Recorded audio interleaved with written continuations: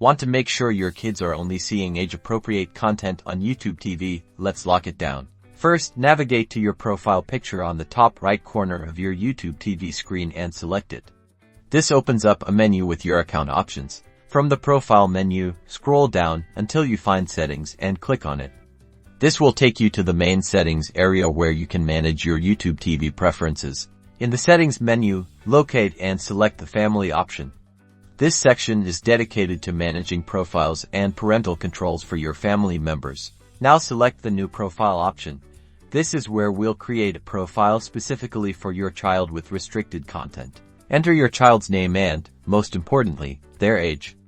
YouTube TV uses this age to filter content appropriately. Based on the age you entered, YouTube TV will automatically apply content restrictions. You can also customize these settings further if you choose. Take a look at what's offered. Once you're happy with the settings, click Confirm New Profile. This will save the profile with all the parental controls you've selected. Now your child can enjoy YouTube TV safely.